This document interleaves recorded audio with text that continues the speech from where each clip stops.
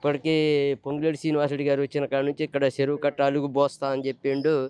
అలుగు పోయలేదు, ఏదీ చేయలేదు. ఈ యూరియా కట్టలు కూడా చాలా అధ్వానంగా ఉన్నాయి. ఎందుకంటే రైతులకి సరిగా అందట్లేదు.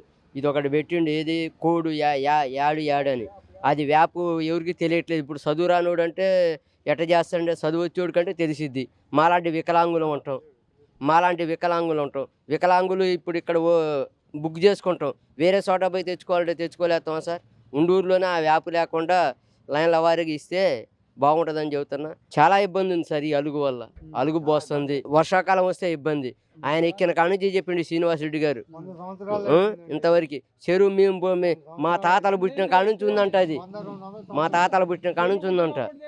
ఆ పొంగులేటి శ్రీనివాస గారి దయ వల్ల అది బాగు చేస్తాడా చేయడా అనేది కూడా తెలియని పరిస్థితికి ఉందండి. వాళ్ళు ప్రస్తుతం దాన్ని డెవలప్ చేయాలని కోరుకుంటున్నామండి. ఎందుకంటే మనకి బిద్ది ఒకటి పోస్తే మనకి రాకపోకలు అనేవి మంచిగా సజావుగా సాగుతాయని నా యొక్క విజ్ఞప్తి. అది ఏదలాబాద్ షెహర్ నైజాం గవర్నమెంట్ కాడ నుంచి ఉంది. అది ఆడ పెద్ద మసీద్ ఉంది, ఆంజనేయుడి గుడి ఉంది. దాదాపు మా ముత్తాతల కాలం నుంచి 200 సంవత్సరాల నుంచి జనం వస్తూనే ఉన్నారు, పోతూనే ఉన్నారు. అలుగులు పడేటప్పుడు అవి కోసుకొని పోతుంది. ఆడపడుచులు పోవటానికి చాలా ఇబ్బందిగా ఉంది. చాలామంది రైతులు దరఖాస్తులు పెట్టినా కూడా ఏ ప్రభుత్వం వచ్చినా 200 సంవత్సరాల నుంచి అట్నే పోతారు, అట్నే వస్తారు. అది వేస్తే ఆ మసీద్ కాడికి, హనుమంతుడి గుడి కాడికి పూజలు డైరెక్ట్ వల్లబ్బి టు అజయ్ తండా, ఇది మంగాపురం తండా, ఆ నుంచి ఆంధ్రాకి గండ్రాయి పోవడానికి మంచి సౌకర్యం ఉంటుంది. ప్రభుత్వం ఏం చెప్పేది ఏముంది? కాంగ్రెస్ ప్రభుత్వం చెప్తూనే ఉంది, కడతామంటారు, ఏం చేస్తామంటారు, కానీ దానికి చేసేది ఏం లేదు.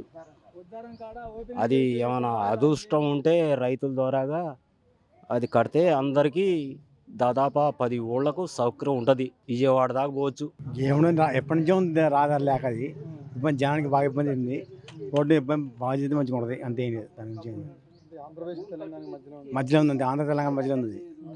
సరిగ్గా ఎందుకని అయిపోయింది. ఇది ఆంధ్రాలో పడుచుకోరు, తెలంగాణ పడుచుకోరు, అది పడుచుకోరు. ఇక వాళ్ళకంటే వాళ్ళదే ఇల్లు వాళ్ళంటే ఎవరు పడుచుకోరు.